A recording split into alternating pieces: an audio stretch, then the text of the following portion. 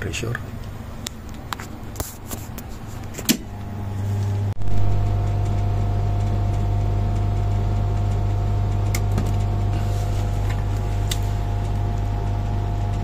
Yan guys, so naka-trip at kita nyo may time delay naman tayo, gumagana yung time delay nya.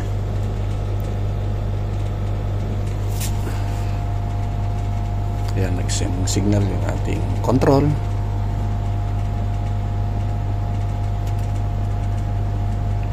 Pantayin na natin yung tapos yung time delay, mag-engage naman ito. Yun, gumana. Ngayon, subukan natin kung gagana yung kanyang trip. I-test natin yung kanyang trip, ha? Test. So, gumagana naman guys yung kanyang trip.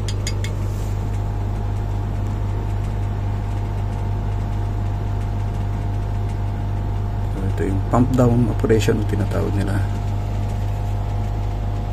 Tignan natin kung nakatrip. Yun, no?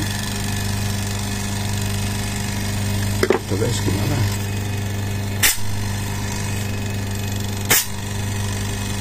So, ito yung pump down operation natin.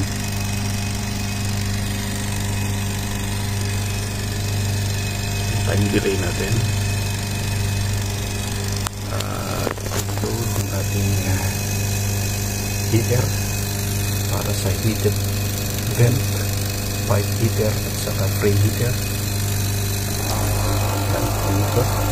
So, nakawaba sa 220. Ito, circuit breaker ng ating control at saka light. So, dyan natin tinaan.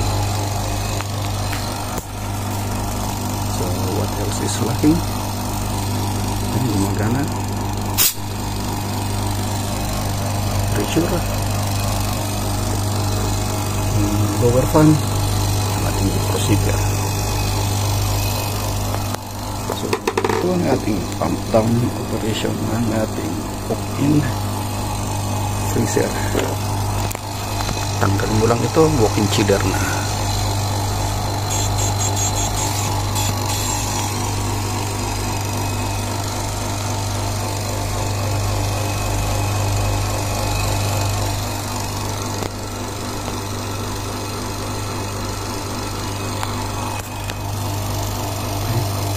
Natin.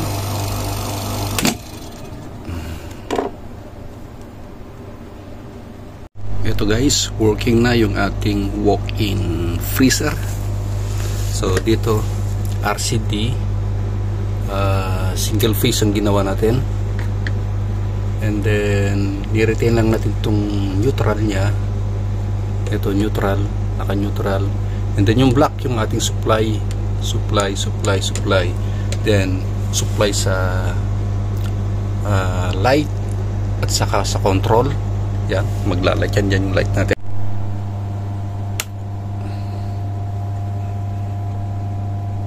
Yan ang switch na ating ilaw. Dito guys yung ating line ng heater para dito sa ating heated vent, pipe heater saka frame heater. Pwede natin pagsama-samahin yan, at ito yung load natin. So i-turn on natin para makita nyo. Ayan, so nag-spin siya. So ito nakababad lang to sa 220. Turn off natin, and then makikita nyo hindi na natin itinaas ito kasi ito lang ginamit natin, line neutral, para sa defrost natin. Subukan din natin pag-defrostin, pero before nyan papakita ko lang sa inyo na yung time delay natin is connected dyan yung ating ito yung A2 natin, yan yung load nya together with yung ating ito, yan pinaka light indicator nya. So nag-tap na tayo dyan. If ever na meron tayong crankcase heater, ilalagay nyo na dito yung crankcase heater nyo. sa normally close ng ating relay at supply nyo ng neutral. Yun yung inyong pinaka crankcase heater, kasi ang purpose ng crankcase heater, every time na mag-o-off ang ating compressor, active naman ang ating crankcase heater. So naglagay ako dito nalaglag mga idol. So ito yung pinaka load ko kanina para sa crankcase heater. Yan, nalaglag, hindi kaya nung ating pantikit. And then mawawala siya ng out, mawawala yung supply dito at pupunta sa normally close. And then magdi-disengage yung ating contactor, hindi gagana. Siya nga pala, itong ating compressor di ko kinabit. Yan, supposed to be dito yan sa under ng overload. Hindi natin kinabit kasi mag-iingay lang. Tara guys, umpisahan natin i-wiring tong ating cold room o walk-in freezer. Ito guys, yung ating RCD MCB para sa ating compressor, contactor with time delay, MCB ng ating evaporator fan. Ito ang ating maging evaporator fan, MCB ng ating defrost heater, contactor nya. At ito ang gagamitin natin in replace of defrost heater para sa visual aid lang. Para usahan natin. Dito mga idol, meron tayong 3-phase supply. Ito yung ating neutral, line 3 na gray, line 2 na black, brown na line 1 natin. So ito ay UK standard.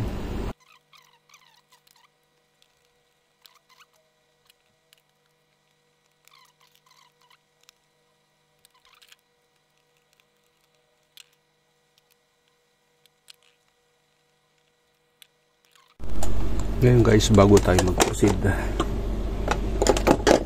i-test muna natin kung gagana ang ating RCD sa single phase. Buksan na rin natin itong mga circuit breaker.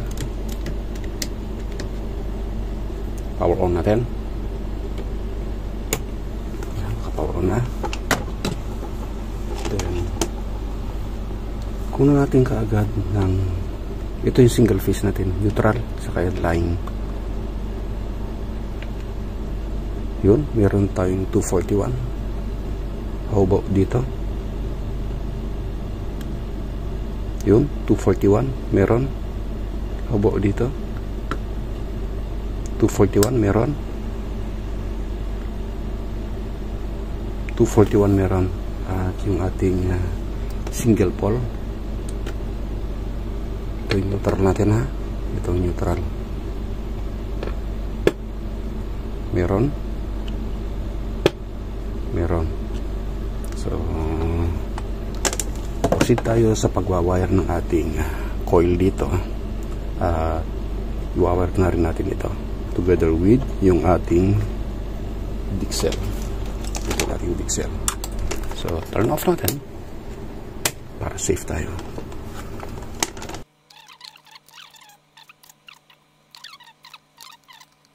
At ang setting natin dito is ito, naka set sa minute. Kung makikita nyo, nakaset ito sa seconds. Pwede nyo baguhin yung minute dito. Yun. So linagay ko lang sa seconds. Yun yung 1 minute natin. So pag i-adjust nyo doon, ito naman adjustable naman ito. Ito yung yan, no? Yan. So nakalagay ngayon sa, hindi ko makita. Adjustable yan guys ha. So yan, 0 to hanggang 30. Next, yan, 1 hanggang 3. Hanapin na lang natin yung seconds. So ito yung seconds. Okay, so nilagay natin sa 1 minute, pero ilalagay lang natin yan sa 30 seconds para di ganong mahaba ang ating video.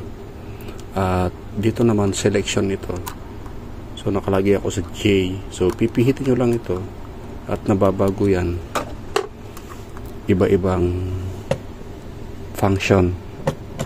Meron yung on off, meron yung i-delay nya, yun ang kailangan natin, i-delay nya yung PON nitong ating contactor para sa compressor.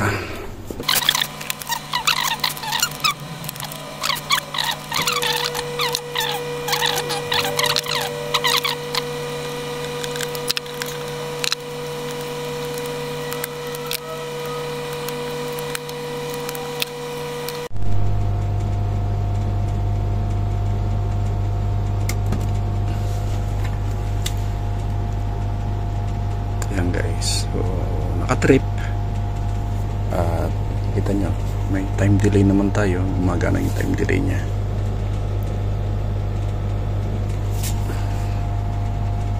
Ayan, nag-send signal yung ating control.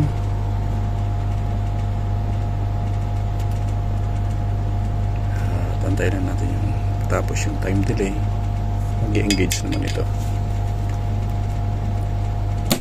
Yun, gumana. Ngayon, subukan natin kung gagana yung kanyang trip. I-test natin yung kanyang trip, ha? Test.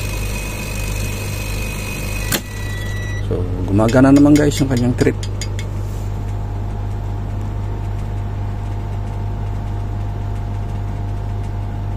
So, ito yung pump down operation na tinatawag nila.